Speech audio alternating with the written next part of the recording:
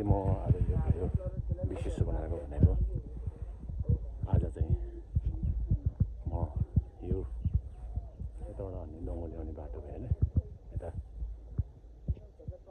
घुमाउने निस्किने बाटो हो भने यही ठाउँबाट मैले यहाँको नानीलाई म चितवन जाँदाखेरि चितवनमा जब गर्दो रहेछ, त्यति बेला त्यो नानीलाई मैले लिएर गएको थिएँ।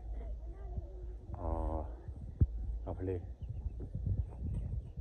कसैलाई पनि सपोर्ट गऱ्यो भने कुनै बेला आफूलाई पनि काम लाग्दैन। त्यसले गर्दाखेरि म यो घरमा आज राति बसेपछि एकदम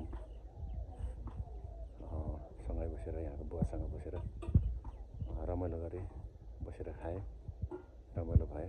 नानीहरूले खाना बनाएर दिँदैछु र आज चाहिँ म भर्खर एकछिनमा गेमको लाइभ गर्न म जाँदैछु भने अहिले चाहिँ यो जुन घरबाट चाहिँ मैले नानीलाई चाहिँ लिएर गएको थिएँ, आज त्यही घरको मान्छेलाई मलाई एकदम सपोर्ट गरिदिनु भयो।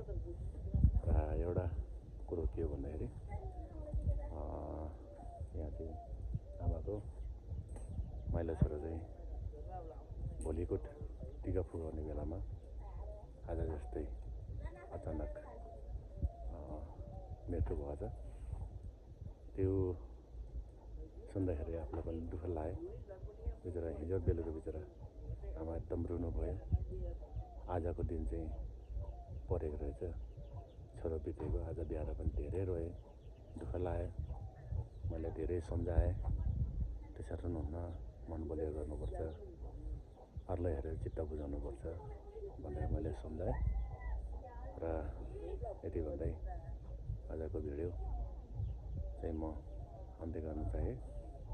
र एकदम मलाई सपोर्ट गरेँ। हिजो बेलुका पनि खाना बनाएको थिएँ, अहिले पनि खाना बनाउँदैछ। अब केही क्षण पछाडि खानासाना खाएर फेरि म जाँदैछु लाइभतिर है गाइस है।